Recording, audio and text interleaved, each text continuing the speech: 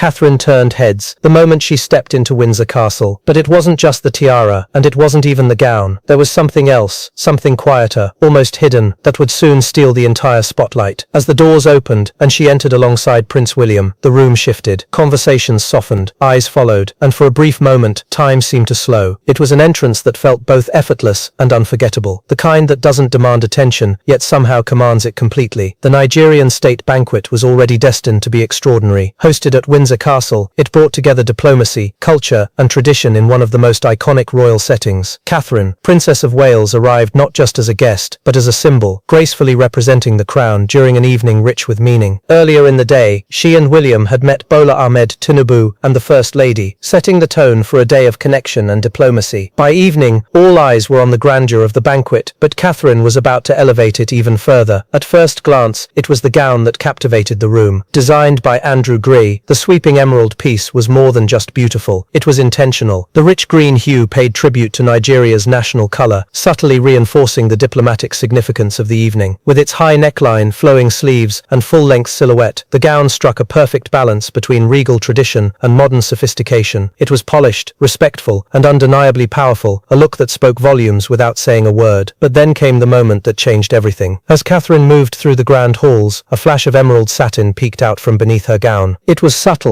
easy to miss if you weren't paying attention, but once seen, impossible to ignore. Her choice of footwear revealed itself in glimpses, each step offering just enough to spark curiosity. And just like that, the narrative shifted. What began as admiration turned into intrigue. Those flashes belonged to none other than the iconic Hangisi heels by Manolo Blahnik. With their signature jeweled buckle and sharply pointed toe, they are instantly recognizable to those who know fashion and to anyone familiar with pop culture. Made famous by Sarah Jessica Parker through her character Carrie Bradshaw in Sex and the City, these shoes are more than just an accessory. They carry a story of romance, boldness, and individuality. For Catherine, known for her understated elegance, this choice felt unexpected, almost daring, and that's exactly what made it so powerful. Catherine's style has long been defined by consistency. Neutral palettes, timeless silhouettes, and trusted designers like Gianvito Rossi have shaped her signature look. She doesn't experiment often, which is why, when she does, it matters. This wasn't just a fashion choice, it was a statement, a quiet signal of confidence, perhaps even evolution. The last time these heels were seen was in a 2022 portrait by Jamie Coreth, where they remained a subtle detail, but this time, they stepped into the spotlight, both literally and symbolically. Even earlier in the day, Catherine had already demonstrated her thoughtful approach to style. Her tailored coat dress by Tolu Coker blended British and Nigerian influences, paired with a Jane Taylor hat and the iconic Collingwood pearl earrings once worn by Princess Diana. Every detail carried meaning, yet somehow, it was the smallest detail of the evening, the one barely visible, that captured the most attention. Because sometimes, the most powerful statement isn't the one placed front and center. It's the one reserved for those who notice.